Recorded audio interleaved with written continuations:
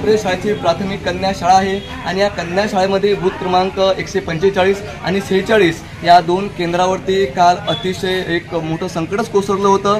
चला आपण पाहूया की या ठिकाणी नुकसान झालेलं आहे। आपण पाहू शकता की ही कन्या शाळा आहे आणि काल जो मुसळधार पाऊस आणि जो वादळी वारे आले त्या वाऱ्याने या ठिकाणी प्रचंड असं नुकसान झालेलं आहे। जे छतावरचे तीन पत्रे आहेत ते तीन पत्रे उडून गेले, अतिशय नुकसान झालं। आणि खरं तर मी माझ्या कॅमेरामॅनला विनंती करू त्यांनी झूम करून दाखवावं। या शाळेचे जे तीन पत्र आहेत हे अक्षरशः त्या झाडावरती सुद्धा अटकलेले आहेत। एवढं भीषण वास्तव काल या ठिकाणी आपल्याला पाहावयास मिळालं। खरं तर अतिशय खूपच हा विदायक प्रकार या ठिकाणी घडला। निसर्गाच्या पुढे कोणीही जाऊ शकत नाही। आपण पाहू शकता की ज्या शाळेमध्ये काही अतिशय झाडं असतील ते झाडंसुद्धा या ठिकाणी उन्मळून पडलेले आहेत। एवढं मोठं प्रचंड काल वादळ होतं, एक मोठं ते संकटच होतं। हे तीन पत्रे आहेत, अशा पद्धतीने तीन पत्रे या ठिकाणी उडालेले आहेत। पण पाहू शकता की शाळेची सुरक्षा देण्याची ही बिल्डिंग आहे, शाळेची ही इमारत आहे आणि ही जी शाळा आहे ही शाळा फार जुनी आहे। तर आपण पाहूया की 145 या जे मतदान केंद्र होते त्या मतदान केंद्राची कशी अवस्था झालेली आहे। 145 बूथ क्रमांक आहे पिंपळगाव काळे येथील। आपण पाहू शकता की या ठिकाणी काल सायंकाळी मतदान प्रक्रिया पार पडली। या ठिकाणी सर्व मतदान प्रक्रिया या ठिकाणी पार पडली। या ठिकाणी मतदान अधिकारी असतील, त्यांचे एजंट असतील, हे सर्व हे 145 बूथ क्रमांकाची रूम आहे। आणि आपण पाहू शकता की वर यामधील ही जी तीन पत्रे आहेत हे उडून गेलेले आहेत। या समोर या त्या बाजूला लगतच असलेली ही दुसरी रूम्स आपण पाहू शकता की या मतदान केंद्रावर या छतावरती एकही टीन या ठिकाणी शिल्लक राहिलेला नाही। वाऱ्यामुळे सर्व टीन उडून गेले, अस्ताव्यस्त झालं सर्व इथलं वातावरण। अतिशय एका क्षणात होत्याचं नव्हतं झालं। आपण पाहू शकता की ही जी इमारत आहे ही इमारत फारच जुनी आहे आणि भिंतीला सुद्धा तडे गेलेले आहेत। खूप जीर्ण झालेली इमारत आहे। प्रशासन नेमकं काय करत होतं हेच कळायला मार्ग नाही। खरं तर या ठिकाणी मतदान प्रक्रिया संपणार म्हणजे 6 वाजून गेले होते आणि त्यावेळेस हे वादळी वाऱ्यासह या ठिकाणी जोरदार पाऊस सुरू झाला। खरं तर मतदान जर सुरू असतं, लोक या ठिकाणी जर मतदार असते तर अतिशय अनुचित प्रकार सुद्धा या ठिकाणी घडला असता। आता आपण आलो आहोत 146 मतदान केंद्र आहे हे जिल्हा परिषद कन्या शाळेचं। चला आपण पाहूया।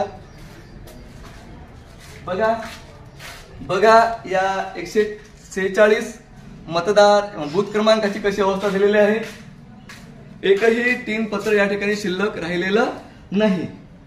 काल जो वादळी वाऱ्यासह या ठिकाणी पाऊस झाला, पिंपळगावसह संपूर्ण या परिसरामध्ये मोठ्या प्रमाणात वादळी पाऊस झाला आणि या वादळी वाऱ्यामुळे इथले जे बूथ क्रमांक आहेत 145 46 याची खूपच भयानकच या ठिकाणी हानी झाली। आणि या ठिकाणी जे म्हणजे अधिकारी होते त्या अधिकाऱ्यांना अक्षरशः आपला जीव मुठीत घेऊन या ठिकाणी जे काही एक स्लॅबची रूम होती त्या ठिकाणी आपल्या मशीन असतात त्या मशीना घेऊन त्या ठिकाणी ते पोहोचले, अन्यथा या ठिकाणी खूपच अनुचित प्रकार घडला असता। खरं तर जे मतदार आहेत ते मतदार या ठिकाणी जर असते, कारण निवडणूक प्रक्रिया संपत आली होती, 6 वाजून गेले होते आणि त्यावेळेस वादळी वाऱ्यासह या ठिकाणी जोरदार पाऊस झाला, वादळी वारे आले आणि त्यामध्ये या दोन्ही मतदान केंद्राचं खूप मोठं असं प्रचंड असं नुकसान झालं। काल सायंकाळी मतदान प्रक्रिया सुरू असताना पिंपळगाव काळे येथील 145 आणि 46 या मतदान केंद्राचं प्रचंड असं नुकसान झालं। खूप मोठ्या प्रमाणात वादळ आलं, वारे आले। त्या वाऱ्यामध्ये ही जी जिल्हा परिषदेची कन्या शाळा आहे या कन्या शाळेमध्ये जे मतदान सुरू होतं आणि या मतदान सुरू असतानाच या ठिकाणी वादळी वारं आलं आणि त्याच्यामध्ये हे जे मतदान केंद्र आहे इथे जे तीन पत्र आहे आणि त्या इमारती आहे अतिशय याची खूपच पडझड झाली, खूपच म्हणजे भयानक या ठिकाणी परिस्थिती या ठिकाणी कठीण ओढावली। आणि खरं तर या ठिकाणी आपल्यासोबत आहेत शाळा शिक्षण व्यवस्था समितीच्या अध्यक्ष आहेत, काय नाव आपण? जनाबाई सुद्देवानकडे। काल या ठिकाणी हा जो प्रसंग निर्माण झाला, काल सायंकाळी वादळ आलं, त्या वादळी वाऱ्यानं हे संपूर्ण छत उडून गेलं, काय सांगाल याबद्दल? किती दिवस अगोदर निवेदन दिलं होतं? 2 महिने अगोदर बी दिलं ना, आधी दिलं शाळा समिती असतात, समितीला दिले. बरं म्हणजे त्या पाठपुरावा आपण केला त्या संदर्भातला? आप हे शिक्षण उपाध्यक्ष आहेत, काय सांगाल दादा? आम्ही याच विषयासाठी शाळेच्या भिंतीसाठी किंवा याच्यासाठी डाग रिपेअरिंगसाठी आम्ही निवेदन दिलेलं आहे ग्रामपंचायतला 2 महिन्याच्या अगोदर. बरोबर. त्याच्यानंतर आम्ही त्या विषयाचा फॉलोअप सुद्धा घेतलेला आहे. सरपंचाला 2-3 वेळेस फोन सुद्धा केलेला आहे या विषयासाठी की तुम्ही शाळेमध्ये येऊन त्याचं पाहून घ्या एकदा. त्यानंतर सचिवाशी बोललेलं त्यांनी मला आश्वासन दिलं होतं की आम्ही 1 महिन्याच्या अगोदर तुम्हाला ते शाळेसाठी काही ना काही उपलब्ध करून देतो म्हणून. पण अजूनपर्यंत सुद्धा ते काहीच आमच्या याच्यामध्ये आलेलं नाही आहे. म्हणजे कदाचित त्यांनी जर तुमच्या अर्जाची दखल घेतली असती तर हा प्रकार घडला नसता. हा प्रकार नैसर्गिक म्हटला जाईल सर. हा नैसर्गिक आहे या ठिकाणी. या ठिकाणी जर म्हटलं नैसर्गिक आपत्ती म्हटल्यानंतर आता इथं महत्वाचा विषय आहे की कोणाची जीवितहानी झाली नाही, विद्यार्थी नाही आहे, बरोबर आहे. आता ते याच्यावर काय दखल घेतात किंवा काय करून देतात आमच्यासाठी, कारण समितीतर्फे आम्ही आमचे जे प्रयत्न आहे आम्ही पूर्ण केलेले आहेत. आमच्या समितीनं याच्यामध्ये कोणत्याच प्रकारचं हे ठेवलेलं नाही आहे. समितीचं काम पूर्ण निवेदन जिथं द्यायचे आहे तिथं निवेदन दिलेले होते या म्हणजे रिपेअरिंगसाठी. त्यामुळे समितीच्या याच्यामध्ये आम्ही काही दोष देऊ शकत नाही, कारण तुमचं कर्तव्य आम्ही आमचं कर्तव्य प्रामाणिकपणे पार केलेलं आहे. आपल्यासोबत आहेत पिंपळगावचे सरपंच आहेत. सरपंच साहेब, काय सांगा, शिक्षण समितीनं या ठिकाणी त्यांचं कर्तव्य पार पाडलं, तुमच्याकडे निवेदन दिलं, अर्ज दिला की आमची शाळा जीर्ण झालेली आहे, काहीतरी रिपेअरिंग करा. आम्ही सर वरच्या लेवलवर बी हे पत्र पाठवलेलं आहे. बरं. त्याचे बाकीचे भिंती वगैरे क्रॅक व्हायला होते, हा आणि बाकीचे चिल्लरे ग्रामपंचायत जे करू शकते ते आम्ही बाकीचे रिपेअरिंग करेल आहे. त्यानंतर आता हे जे बाकीचे हे बाहेर जे घाण वगैरे पडेल आहे ते टिनं वगैरे हे तर आम्ही साफसूफ करू. आणि वर आता बाकीचे बोलणं चालू आहे अधिकाऱ्याशी.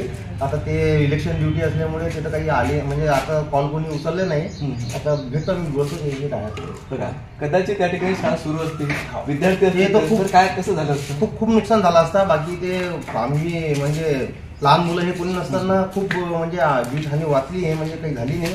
तेच खूप म्हणजे काही नुकसान नाही झालं जीवितहानी.